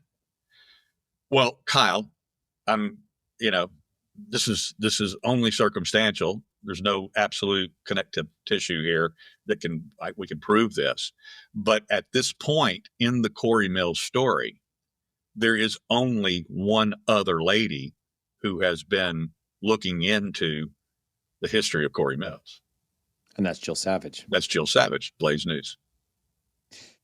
So the first meeting at the Starbucks and the follow-up meeting at the Starbucks both sound like source recruitment meets. That's what I would have said it was if it's a solo individual agent. And then maybe you bring somebody else. Generally, you bring somebody else for like an admonishment, but some sources are handled solo. That's not crazy. There's also this like, it's some policy violation, but it's not, it's not terminal. People will do what's called a hip pocket source, where you're running a source out of your pocket and you don't actually declare them. And so they're not on the books per se, but you're getting information from them. And usually that's for stuff that's not going to be, it's usually not going to go into a criminal case. It's not going to go, it's background information kind of stuff. So people might have a hip pocket source, but FBI agents get credit for having sources. What I don't like is the idea that you're trying to recruit someone to quote unquote go into something that they're not already in. Because what training does that lady have for infiltration? Nothing. Yeah. And who approved that sort of a thing? To approve you're going to try to embed somebody into an organization. And I've been like on the edge of it. People in my squads have done that. I think it requires a little bit more than like some lady. Now, for whatever it's worth, Shady, Tally Bradley, is a longtime FBI agent, and she's relatively senior. So she's not new to the game. And we found out that she used to work at inspection division at headquarters for a long time. We also know that she is a retired Army full bird colonel. And what was the unit that she was in? I don't recall, but what kind of units? Do you remember what her? Yes, it's in the fact sheet that she spoke at an event last week that Memorial Day event that I visited. That was an ambush, man. That was an ambush journalism. I saw it. Yeah. You notice I was very polite in the way I ambushed her, but it was all of the publicity in local media about her being the keynote speaker for this Memorial Day event in another suburb outside of Orlando. And it was, it listed her deployments and her accomplishments and who she was with and what divisions and blah, blah, blah, her military record. Right. To a certain extent, highlights. The one thing that it left out is that nowhere in not a single advanced piece of publication or news story about her being the keynote speaker at the event was that she was a current FBI agent. Which does seem like things that people put in when you're talking about service and like that. Why would you ever omit that? I don't know. So I still don't have a good answer for that, by the way. Like that's a real question. Why would you omit that? Yeah, well, that was the first question I asked her. Remember? I do. When we waited, and she doesn't know the answer to that either, though, Steve. I listened to her answer. She also doesn't know why she didn't. She's not sure if she's an FBI agent. I don't know what you're talking about. Yeah, I know people who worked with her, so that's weird. Right. Which, by the way, came out right after your story. They were like, "Oh, that's Shay. I know her. I've worked inspections with her and things like that." So, wow. So I was very polite. I had a couple people with me. We had one of the suspendables was with me as well. Love it. Yeah. And then I had another really fun guy with me, a particular European intelligence community guy that's been assisting me on another story. Mm-hmm. And so he was there, and he was actually running the camera that we used for the shot. Yeah. So we were very unobtrusive. I wore my Blaze Media badge, my press badge, and there was a lot of media there. So I acted and behaved with the media. The other two just became part of the audience. Yeah. And we documented everything, photos, video, the entire event. And then there was went outside to the memorial wall, and there was taps was played, and Pledge of Allegiance and some other speeches that were outside. And then the event was over. And so as everybody was leaving, I looked at my guys and I said, "Now we're doing it now." Mm-hmm. And so while she was separated from the crowd, because we had no intention of making a scene, we were not going to do that type of ambush journalism. And so very unobtrusively, I walked up to her and asked her, I said, "Colonel Colonel Tally Bradley, isn't it true you're also an FBI agent? Yeah, you know what? I'll splice that in right here just so people can listen to it. We'll let people listen with their own ears. So yeah. Sir. Hey, how are you? I'm doing very well. Very, very well. So, you're also an FBI agent, aren't you? I don't know, sir.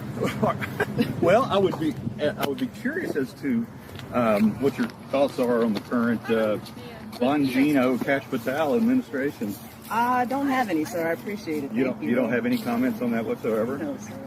Are you aware that Blaze Media just came out with a story about you today and your relationship to Congressman Cory Mills? I still have no idea what you're talking about, sir. You have no idea what I'm talking about. Is it true that you tried to recruit a source as an undercover operative to investigate a Blaze Media journalist? Sir, I still have no idea what you're talking about. You have absolutely no idea what I'm But I talking about. appreciate you coming, and I thank you so much. You have no relationship with Congressman Cory Mills whatsoever? You don't? We wouldn't be able to find any connection to you with Cory Mills whatsoever? I didn't think it was offensive at all. I want to get you a mic system. I'm going to talk to you later about Oh technology. yeah, I know. We're going to get you squared away. I didn't travel with it because I didn't think I was going to be doing that. It was like, Yeah, it's got to, I think it needs to go into your your snoop and poop bag where you never know when you might have to go and do something like walk up with your cell phone and get a thing. Because there's some mumbling under her breath that I'm really curious about. Well, it was more about like the fact that she was so evasive, and I think it's just having a little audio there wouldn't hurt. But she didn't know the answer to your question, Steve. So the predominant answer to my question was, I don't know what you're talking about. right? Well, I mean, that's a lie. She obviously knew what I was talking about. She obviously did. And What did you make of that? I mean, I going into it, there was no way I ever expected her to answer anything. You know, I did not expect an answer. I just wanted to get the non-answers in whatever form they came out on video, and I did. So it was great. It worked, and it also.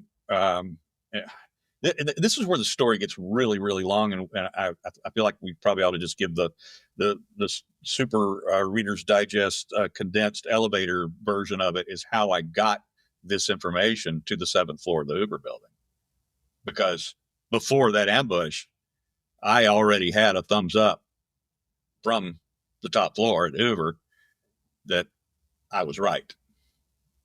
That this was off the books. This was not something that was a predicated investigation that the FBI was doing, that she was doing some sort of. By the way, that I don't know any example of that in my life. I don't know anybody that's done it. I'm sure it happens. There must be some people, you find out that they've been using FBI databases and looking up a girlfriend and finding out, like going through Accurate and finding out like who else they dated or something. Like guys do that because, and women do it too. They try to figure out who the connections are in their lives, their private lives. I've never heard of someone doing it on behalf of a politician. That's pretty interesting. I actually, and I'm looking it up here because I want to actually read this. I was going to say, how much can you say about what your access to the 7th floor look like? And there's very little I can be specific about, but I'll tell you what I can as I pull up this actual statement here. The bottom line is that it was very, very difficult reporting this, because as I came to my conclusion that she was working off book or working rogue, or if you guys actually have a name for that, I don't know what the name would be. Yeah. So that's the way we've characterized it, is that once I came to that conclusion, I came to the conclusion the best way for me to get on the inside, to get this story into the system, was to report a possible crime, a public corruption crime. Which would be her operating. I would call it using her official title for her private capacity interests or something to that effect. But that would be public corruption. My assumption to this day, and again, we haven't connected her to Congressman Mills. Yeah. But my assumption has been, and the working premise that I've been working on, is that she was reporting directly to him or to one of his surrogates. And about what we knew as a news organization, but also what our sources knew about what we were going to be reporting on going forward, so that he could, as a congressman, with him and his PR people, could get ahead of it or tamp it down in some manner. Yeah. And so that was my Conclusion: educated, but not proven. All right. So, I did the first and the most obvious thing is I contacted the Tampa field office to try and asked for public corruption SSA, supervisory special agent, right? Mm-hmm. And Tampa absolutely refused to pass me along to anyone. They took my name and number, would not hand me off to an SSA, and never got a call back. So I went to national intake. What's the tip line called? You guys have NTOC. Yeah, the National Tactical Operations Center. Yeah. So I went through the national process. And by the way, if you ever need to call the FBI, don't bother. It's like you get trapped in 30 minutes of robotic voicemail, things that you have to, and then you have to divulge all your information before anybody will talk to you. You have to give them everything, your second born social security number and everything to even get to anybody on the line. And of course, I have the other unique problem is that by the time I've given the electronic robotic phone system all of my information, and I finally get somebody on the phone and they've got my thing pulled up on the screen, they go, "Oh yeah, he's a misdemeanor domestic terrorist from January 6th. I wonder if that even affected the reason for them never calling me back, because not only did Tampa never call me back.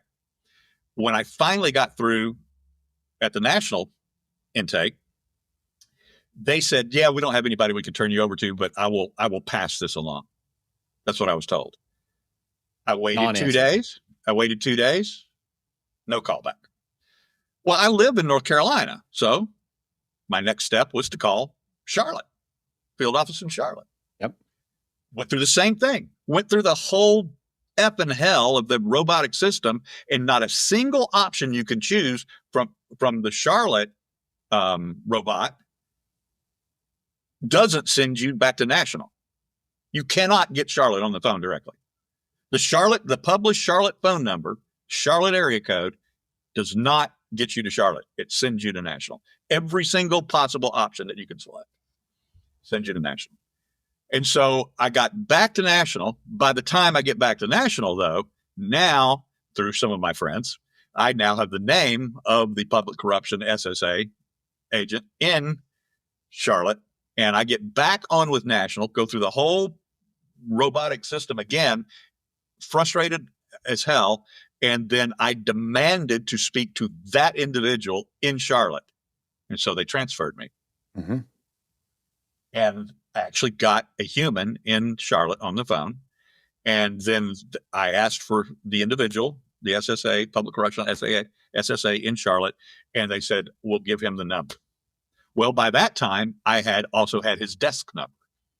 I called his desk number. Never got a return call from Charlotte. Never. Makes you feel good. I mean, Dan Bongino said it's your FBI. Do you feel pretty good about that? I'll tell you what. Your FBI is not doing a great job, Steve Baker. It was, and I've had to go through this with the IRS before, mm-hmm. and it's hell on earth going through it to get somebody on the phone with the IRS. This was far worse. So I went through Tampa, national twice, Charlotte twice, nothing, never returned a phone call. So 2 Thursdays ago, I woke up pissed off, 9 o'clock in the morning. Soon as the office was open, I happened to have a couple of phone numbers in this phone right here from before they were in the 7th floor of the Hoover building. Mm-hmm.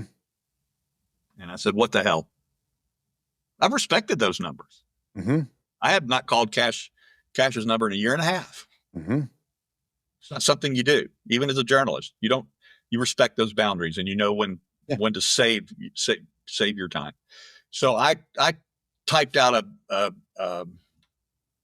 text message about this long, just enough info to let them know what my frustrations were and what the problem was, and that they had the very, very likely a rogue agent working on behalf of a corrupt Congress member, and that we were about to release a story, and I needed information and I needed help on this right away.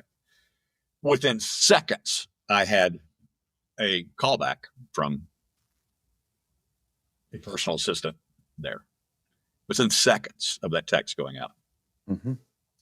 And when I got it, I'm just like those sources. I was excited to give them everything I knew. I didn't give them everything I knew. I gave them just enough to let them know what was happening down there. And then, so this was Thursday morning, 2 weeks ago. And by the end of that day, I was told that this had been elevated to the deputy director's desk and to the general counsel's desk. Okay. And this was, and they're believe me, they're asking me questions all day, and I'm giving them as many specifics as I can, as I was willing to help to assist them in tracking this down. Mm-hmm. On Friday, same thing, all day Friday. By close of business on Friday, I not only was assured that the director had been briefed and that this had been handed in total to the general counsel to deal with, and then I got an official statement from FBI. Mm-hmm. Unlike anything, I had it pulled up on my phone, and now my phone dumped me on it here. And then, but so you know what the pat answer anytime you ask the FBI about an ongoing The FBI does not comment on an ongoing investigation. All inquiries can be done to the PAO and will inform the public at a time that's convenient, that won't jeopardize prosecution, blah, blah, blah, blah, blah, whatever. That's it. But bottom line is, we've heard 1,000 times, is we cannot comment on an ongoing investigation. All right. So I have read this statement that I'm about to read to you and your audience right now. I have read this to retired SACs, retired SSAs that have been, and with each one of them have gone, oh my God, wow, just wow. And then they repeat it. They're like, wow, my entire career, I've never heard them give a statement like this. Hmm. So here it is. This is the official statement we were given and allowed to publish. What was the format that this came in? This was given to me in text, so obviously I have from the source. Yeah, that's from fine. source, on the 7th floor of the building. We are not aware of the conduct in question, but will review the matter immediately. We're not aware of the conduct in question. An investigation into a sitting member of Congress? Not likely. As always, any unethical behavior will be addressed swiftly and appropriately, the spokesperson said. And this was on Friday night, close of business. So not only did they say, we are not aware of this conduct, and then they went and said, and then we will address this unethical behavior swiftly and appropriately. And I had specifically asked for, and I'm trying to make sure I don't violate the ethics of what was off the record, what was background, that sort of thing. Mm-hmm. But I'll just say this: I asked for a flare. I asked for a bat signal if we had it wrong. I said, if we have this wrong, I said, because Glenn Beck has a good relationship with Cash. Glenn Beck has a good relationship with Dan Bongino. Mm-hmm. Don't let me fuck that up. That's fair. I asked for that. And I said, will you give me a bat signal, or just say, stop? Yeah, you got this wrong. Yeah, that's all I need. And instead I got that. And then on Saturday morning, the spokesperson gave me, added to it. They said, you can add this. They said, that means another meeting happened, by the way, Steve. That means another discussion happened and everybody slept on it and thought more things. Yeah. Go ahead. The only addition was a single sentence, very simple, but speaks volumes. Senior leadership was made aware of the situation. I was given permission to say that. Yep. And so I'm like, ooh, okay, relief, It's like, okay, I got it right. I got it right. And the weeks that I had spent investigating agent, Shady, was correct. And now, unless we hear through the grapevine that she's been suspended or disciplined in some manner or whatever, that's probably the last thing that I will ever hear on this directly from FBI official. I doubt Likely, very yeah. seriously that I will ever get anything else on that. But I didn't get the bat signal. I wasn't told to stop. And I got a statement from the Bureau, unlike anything we've ever seen that from them before. Yep. And so we felt pretty good about it, and we ran with the story, obviously, which is on Blaze, theblaze.com. Everybody should take a look at that. We've got several articles in the Cory Mills series out. There's going to be more. There's probably going to be more on this related to this particular investigation as well.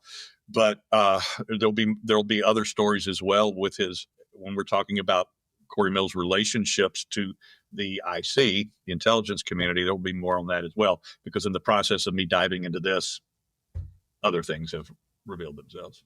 I imagine so. Yeah. So that's pretty much the long and the short of it. And as I said, I've done my best to avoid the salacious. I'll let Rolling Stone handle that part of it. But sure. He's a player, and very prolifically so. So there's that aspect of his life. He does sell weapons internationally. And interestingly, after he married this Iraqi woman in that mosque by that imam in 2014, within less than a year after that marriage, he was granted a $228 million government grant for his startup weapons sales business. Say that one more time for me. $228 million startup grant from the federal government. Do we know what department? Is it a DOD? I don't know which department it is, but it's all public record. I just don't remember through all the piles of documents that I've looked at. Yeah, sure. Where it come from. But in that business, he has become a very, very wealthy man. And as I said, he's been able to live quite well, travel quite well. We have somebody that actually follows his jet everywhere it goes internationally. He spends does a he lot own of his time. own jet, or does he rent it? We think it's rented, but it's once you get the tail number, as you know, it can be tracked. But he's flying in the same jet, so he either has like a jet share program or something to that effect. So he spends a lot of time in Syria, United Arab Emirates, Dubai, Turkey. The usual places. Like that's where I expect my Congress people to hang out, especially if they're from Florida. Where did he learn Arabic? By the way, before I answer that question, sure. His company, which is his shares or his holdings, are now in a blind trust because he's a congressman. Right. It's now run by the chairwoman of the company is his estranged wife, who he's not yet divorced from. No big deal. So she still runs the company. They have offices overseas in the Middle East. One, for instance, in Pakistan, and on the company website right now today, they have an open office in Kabul, Afghanistan.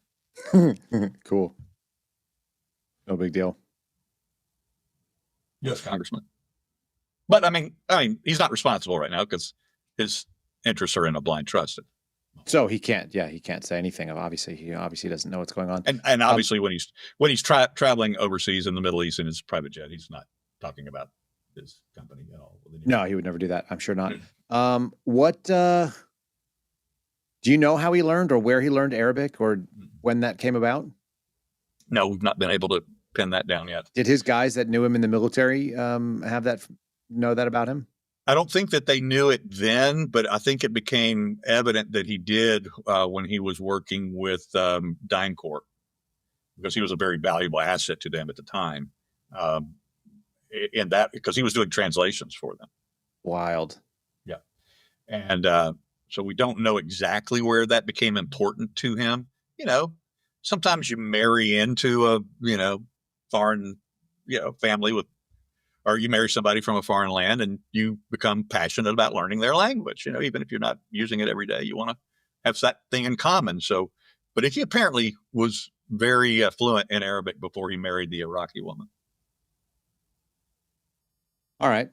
Well, we'll just not talk about like what the CIA does and giving people money until another time when we have time to talk about things like that. We will table that until we learn more about what his connections are there. Because look,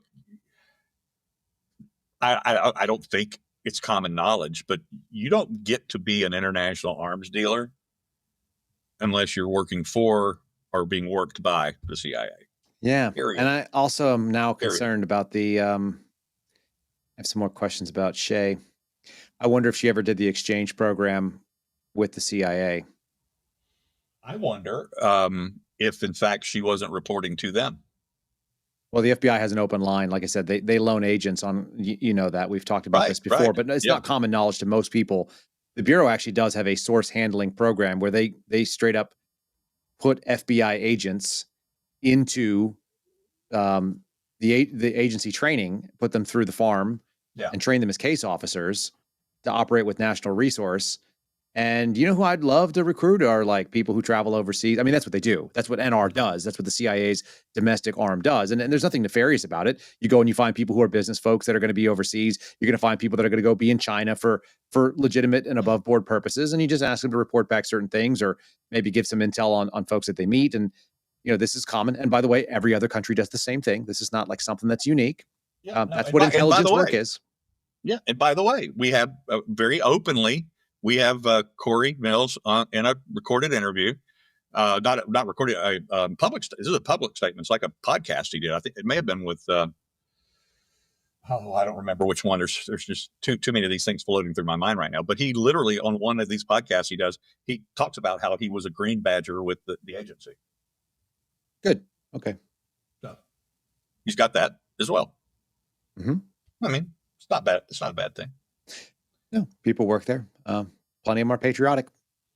Yeah, maybe there's a good reason for all of it. Maybe 10 or 15% of them. Yeah. I tend to know. I had friends in the CIA tell me that they are less worried about the CIA than they were about the FBI, which should tell you a lot about the world that we live in. And I also will have to, of course, my buddy Ryan Maddow likes to tell me everything is the CIA's fault. It's almost never the CIA's fault if you think it is, because it means you don't understand what's going on, except when it is the CIA's fault and the CIA is involved. So that'll be fun. Well, with Ryan, if it's not the CIA's fault, it's Israel's fault. So we know that. Obviously, yeah, clearly. So we've touched on the two favorite buttons. So we'll go out there and get a bunch of clicks for people that are excited about that. Share this with your friends who love conspiracies. We can talk about the things, but I hope you come back and we'll do it again when you have more to update. And obviously, we'll continue to share the story and we'll continue to talk in the background. Lest people think otherwise, Steve and I still check in on each other, whether or not he's laying there producing kidney stones or he's out there harassing current FBI agents that don't know if they're FBI agents. Exactly. It's actually been a joy to, turn my guns in another direction lately. So there's only so much J6 you can eat before your palate's worn out. Yeah. And surprisingly, the J6 thing is not even close to over. I mean, we got Cash and Dan telling us that pipe bomb stuff is coming and things things of that nature related to J6. But even in Tulsi's office, the Office of the Director of National Intelligence, she has a specific mandate from the president, and this is published. I mean, she talked about it just last week on one of the interviews she did, where she talked about that the president has specifically mandated her group. They put together what they call a DIG, a Directors Initiative group, under her direction, to get to the bottom of a handful of pet projects of the president. And one of those is he wants to understand what lit the match on January 6th.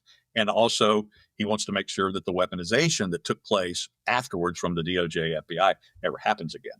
So they are working on that. So, I mean, it's not over. And I think that because of the resources they have at ODNI, I think they're going to have the ability to probably find some things out about there. I would imagine that group of people that are in the DIG are probably the most hated people in the national intelligence community right now, because they are investigating them. Nobody likes that. Nobody likes it at all. Steve, I want to give you last word. I'm going to ask you for what is the moral of the story so far as we conclude? This story that we're talking about the today. story you're covering now. What's the moral of it as you go forward? We need to better vet our choices in the primaries. There were other choices other than Cory Mills, and his story was so powerful. He's a good speaker. He's got a silver tongue, and he's smart. He's well educated. I don't know where he got his education from, and but he is smart, and he presents himself very well. We got to be more careful there, and that's not just with him. I don't need to name a lot of names right now, but you and I have problems with a couple of guys that have allegedly been involved in investigating the weaponization of government that are sitting in Capitol Hill in very important positions. They have done nothing about it, and they have that 95% voting record that I talked about when we first started up today. And they may or may not be controlled by, I don't know, the Chinese. But anyway, but the point being is that, as I said, we have far too many Manchurian congressmen right now, and that's a real problem with the GOP. And it's not just in DC; it's at the state level. They're infiltrating the red states, and This is a game plan, and this is an action that is taking place by the people who hate our country and want to take our country down. You live in Texas. Look what's happening in the Texas State House right now. It's wild. It really is. It is wild. I am absolutely convinced that the GOP has had the wolves in sheep's clothing. In that case, it's the donkeys and elephant hide have been elected and put in the State House there. I'm convinced of it. I just haven't turned my guns that direction yet. More to follow on that. Yeah. So the moral of the story, as it relates to Cory Mills, is I can tell you without reservations, and I don't need a legal approval to say this, is that he is not the candidate that those in the 7th District of Florida thought they were voting for. That's a fair statement, I think. Yeah. Very good. A lot of information has come forward, and a lot more is coming. Follow Steve at the Blaze if you guys want to see his investigative reporting and his long form work. If you want to see his snarky comments, what's the best? You changed your X handle on me, and it's not on the top of my head. Yeah, I think it's Steve just Baker Steve for Baker USA. Yeah, just Steve Baker USA. Okay, there's no numbers. No number anymore. So much easier. So Steve Baker at Steve Baker USA. Yeah. There's 1,000 other Steve Bakers on the X, so I can't believe I got USA out of it. That was that option. They were slow on the draw, Steve. They didn't love America. Thanks for doing what you're doing. Thanks for chatting with me. I enjoyed chatting with you. We'll do it again off record, off camera soon. And, go out there and keep harassing and fighting the good fight that needs to be done. You too, buddy. Thanks. And that is the Sunday Sit Down for this Sunday with investigative journalist and intrepid, man, my dad would call him a poop disturber. I'm going to say it that way without swearing. Hope you guys enjoyed it. Hope you learned something. Hope you follow Steve. He is at Steve Baker USA, the one and only, over on X. Give him a follow. You'll be better off for it. Let him know that you're in his corner. That's it for us today. God bless you. Thanks for watching. I hope you join us in the mornings during the week at 9:30 Eastern Time. That's when we go live on Rumble and on YouTube, and we do it also on Spotify. If you guys want to send any mail to the show, and there are those of you who do, I'm totally open to receiving your mail at 9073 West State Highway 29. It's Suite 110, Box 509 in Liberty Hill, Texas, 78642. Just address it to the Kyle Seraphin Show. The girls there know me at the UPS store, and they get a kick out of it. I think I might be the only podcast box there. So send something if you want. If you want to put something like a postcard in writing, if you want to get a letter, if you want to send me your favorite brisket recipe or treatise, or don't call it a treatise. Yes, that's a little inside joke from my wife's new favorite listener correspondent. We appreciate all of you guys. Have a great day. Look forward to seeing you on the other side. Thank you for listening to The Kyle Seraphin Show, streamed live weekdays on rumble.com/Kyle Seraphin. Follow Kyle on Twitter, Truth Social, and Instagram @Kyle Seraphin.